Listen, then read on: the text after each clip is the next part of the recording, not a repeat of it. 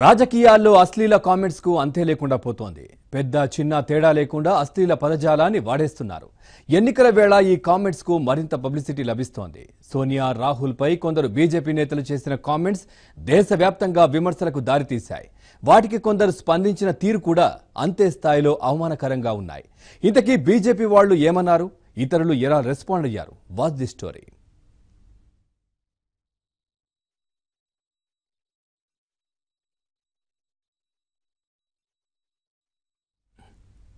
కొంతమంది అభ్యంతరకర అశ్లీల కామెంట్స్ చేసేందుకే పుట్టినట్లు కనిపిస్తారు. బాధ్యతాయుతమైన పదవుల్లో ఉండి కూడా దిగజారుడు మాటలు మాట్లాడుతుంటారు. బీజేపీ అధికారంలోకి వచ్చిన తొలినాళ్లలో సాక్షి మహారాజు లాంటి నేతలు ఇష్టానుసారంగా మాట్లాడేవారు. కాంగ్రెస్ పార్టీని అన్పార్లమెంటరీ పదజాలంతో దూషించేవాళ్లు. వాళ్లను చూసి మరికొందరు నాయకులు కూడా ఇప్పుడు అదే బాటలో నడుస్తున్నారు.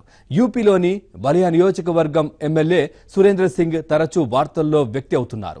ప్రతి 6 నెలలకు ఆయన ఏదో ఒక కామెంట్ చేస్తూ సొంత పార్టీ బీజేపీని ఇరకాటంలో పడేస్తున్నారు. ఈసారి మరీ అభ్యంతరకరమైన కామెంట్ చేశారు. కాంగ్రెస్ మాజీ అధ్యక్షురాలు సోనియా గాంధీని ఒక డాన్సర్తో పోల్చారు. భోజ్పూరి నటి, నర్తకి అయిన సప్నా చౌదరి కాంగ్రెస్లో చేరతారన్న వార్తల నడుమ సురేంద్ర సింగ్ రెచ్చిపోయి ఏదేదో మాట్లాడేశారు. సోనియా, సప్నా ఒకే వృత్తికి చెందినవారు అని అన్నారు. పైగా సప్నా చౌదరిని రాహుల్ గాంధీ పెళ్లి చేసుకుంటే అత్తాకోడళ్లు డ్యాన్సులు చేసుకుంటూ బతికేస్తారని కూడా సురేంద్ర సింగ్ అనడం తీవ్ర దుమారం రేగుతోంది. హిందుత్వ, హిందూ సంస్కృతిపై తెగ ప్రసంగాలు చేసే బీజేపీ నేతలే ఇలాంటి మాటలు మాట్లాడవచ్చా అన్న ప్రశ్న తలెత్తుతోంది. सपना को अपना बना करके राजनीतिक नई पारी की शुरुआत करें, इसके लिए आपको साधुवाद।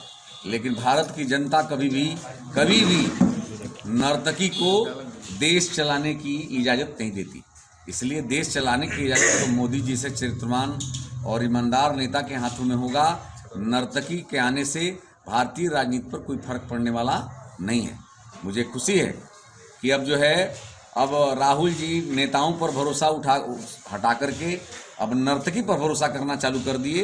अच्छा, तो सबसे अच्छी बात तो ये हो गया कि अब सास और बहू दोनों ही एक ही कल्चर और एक ही पेशे से रहेंगी लोग। तो अब कांग्रेस की जो कमान है अब एक स्वरूप, एक रूप और एक नक्शे से अब संचालित होगा। जहां सपना होगी, वहां सोनिया होंगी, वहीं राहुल जी होंगे।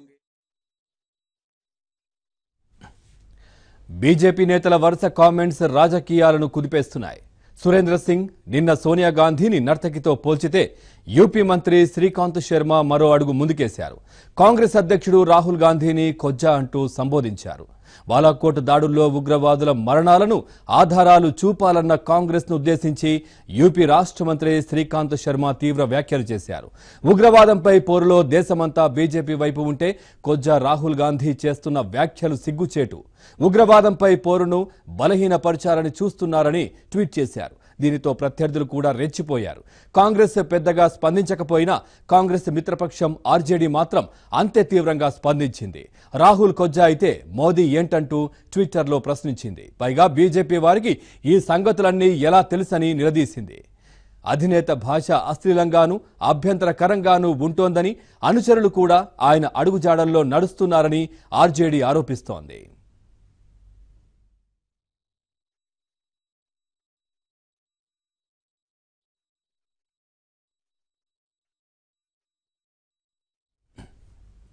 కాంగ్రెస్ పట్ల బీజేపీ ఆరోపణలకు అనేక కారణాలున్నాయి.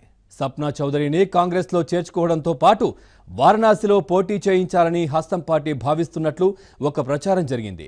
స్టేజ్ డాన్సర్లకు పేరు పొందిన భోజ్పూరి నటి సప్నా వారణాసిలో ప్రచారానికి వస్తే జనం తెగబడతారని బీజేపీ అనుమానిస్తోంది. దానితో ప్రచార శైలి మారిపోయే ప్రమాదం ఉందని భయపడుతోంది. అందుకే సప్నా పేరు చెప్పగానే బీజేపీ అంతెత్తున ఎగిరిపడుతోంది.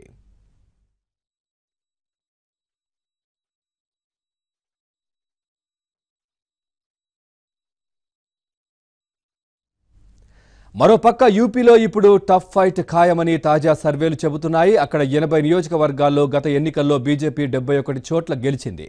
ఇప్పుడు ఆ పరిస్థితి లేదని తేల్చేశారు. ఎస్పీ, బీఎస్పీ కలిసి పోటీ చేస్తున్న తరుణంలో బీజేపీకి గడ్డుకాలం ఖాయమని గత ఎన్నికల్లో వచ్చిన ఓట్ల శాతాన్ని బట్టి తెలుస్తోంది. ఎన్ని నియోజకవర్గాల్లో బీజేపీ గెలుస్తుందో చెప్పలేని పరిస్థితి నెలకొంది. పార్టీని గెలిపించి తీరుతామన్న బాధ్యతను నెత్తికెత్తుకున్న యూపీ బీజేపీ నేతలకు ఇప్పుడు ముచ్చెమటలు పడుతున్నాయి.